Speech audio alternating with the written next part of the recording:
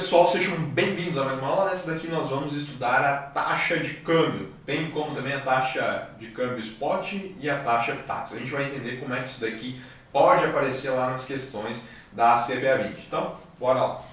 Taxa de câmbio, ela refere-se ao preço de uma moeda estrangeira medido em unidades de moeda nacional. Indo além disso, é comum o mercado utilizar a nomenclatura XYZ, ABC, para indicar qual o par de moedas que está sendo observado. Nesse caso, ABC ele é a moeda de base e XYZ é a moeda de contagem. Vamos traduzir então o que está escrito aqui.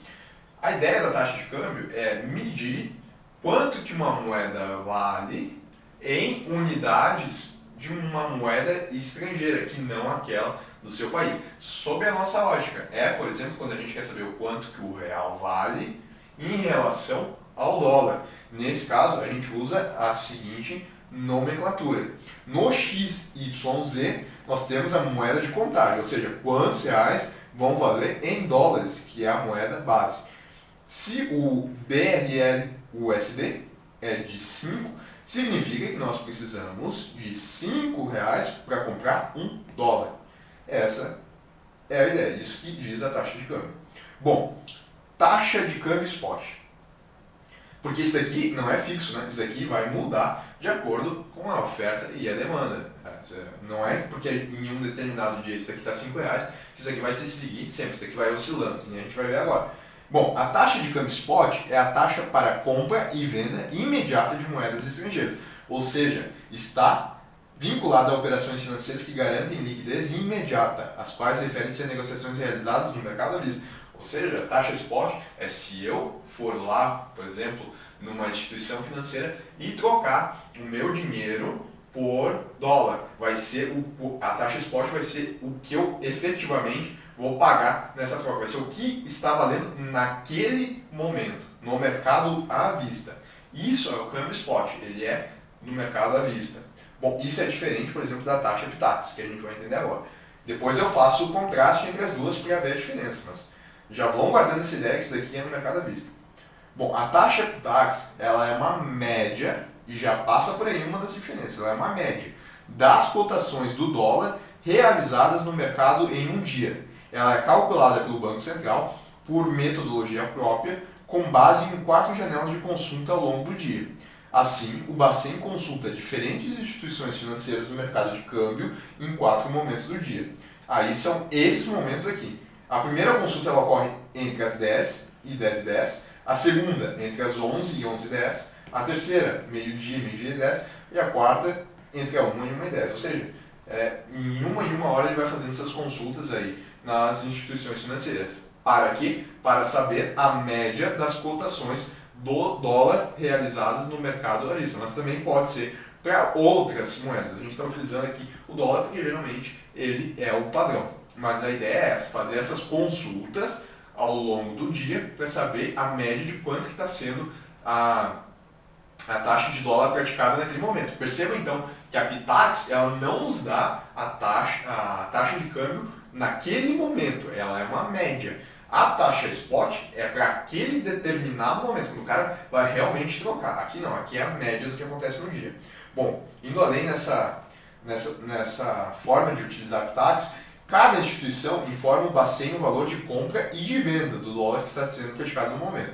Dos valores recebidos de todas as instituições, o Bacen descarta as duas maiores e as duas menores. Com base nos valores que sobram, é calculada uma taxa de média simples. Ou seja, por exemplo, aqui na primeira consulta, o Bacen vai lá e vai consultar a instituição financeira 1, a 2, a 3, a 4, a 5 e a 6. Cada uma dessas instituições aqui vai informar um valor que ela está praticando de compra e venda de dólar.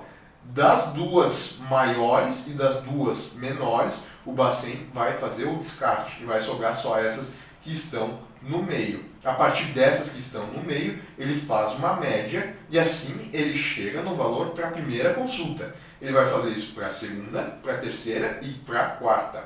O Bacen publica esses resultados.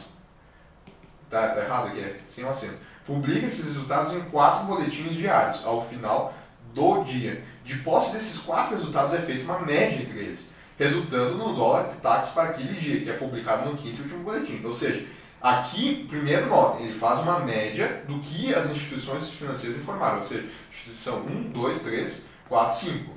Se aqui forem as duas maiores, aqui faltou exemplo, né? Mas ele vai descartar as duas maiores e as duas menores. Aí ele faz uma média disso, e isso resolve a primeira consulta, que é publicada no primeiro boletim do Bacen. Aí ele faz isso para a segunda, para a terceira e para a quarta. Aí são 4 boletins. Depois desses 4 boletins, ele ainda faz uma média dentro desses boletins para, enfim, chegar na taxa Pitax, que é divulgada no quinto e último boletim. Olha que doido, né? O quanto de coisa tem que fazer para se chegar nessa taxa Pitax. Aí eu coloquei um exemplo aqui, porque acho que facilitar para vocês. Na primeira consulta, por exemplo, ele chegou nesse valor aqui. Vamos colocar aqui que é para compra, né? Mas lembre-se que ele utiliza para compra e para venda. Bom, desse primeiro aqui, chegou em 4,89. Significa que as instituições financeiras informaram diferentes valores. Uma estipulou, por exemplo, vamos supor assim, vamos colocar isso em números. Só que não considere cálculo de média, tá? Porque eu não estou fazendo. Por exemplo, a primeira informou 4,70, a segunda informou 4,75. Claro que esses valores, na verdade, vão ser mais próximos, né? Porque esse mercado ele tende a não variar tanto assim de uma para a outra. Mas apenas aqui a título de exemplo, né? A outra colocou 4,95, a outra 5,20, a outra 4,80, a outra 4,85, aí 5,15, aí 5,17 e assim por diante. O que ele vai fazer? Esses daqui foram os valores que foram informados pelas instituições financeiras aqui na primeira consulta. Ele vai pegar e vai descartar as duas menores. Qual que são as menores aqui? É o 4,70 aqui, e se eu não estou errado aqui, o 4,75. Ele vai descartar também as duas maiores, que é o 5,17 aqui e o 5,20 aqui. E das que sobraram, né, essas aqui, ele vai fazer uma média. Essa média aqui, por isso que eu disse, não liguem no cálculo, deu 4,89. Ele vai fazer isso para cada uma dessas, e depois que ele tiver feito isso para cada uma dessas, ele ainda vai fazer uma média disso daqui para chegar nos 4,90. Daí esse cálculo está certo, se não me engano. Aí ele chega na Pitax, que é publicada no quinto e último boletim. Para cada consulta aqui também, como eu falei, tem um boletim.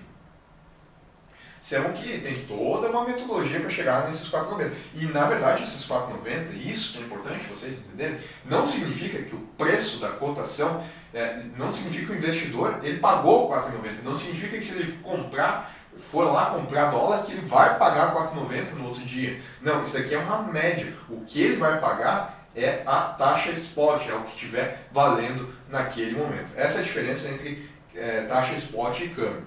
Bom, por fim, né, só para colocar aí para vocês, o nome Pitax é um apelido que vem do código de transação utilizado no SIS-Bacen, que é o sistema do Banco Central. Para obter essa taxa, o código ele é esse Pitax 800, e aí por isso que o mercado acabou chamando de Pitax, a taxa Pitax que a gente está estudando agora. Então, para resumir, taxa de câmbio é o quanto que uma determinada moeda ela vale em unidades de outra moeda, de outro país, certo? Taxa spot é o quanto que está valendo a cotação para aquele momento no mercado à vista.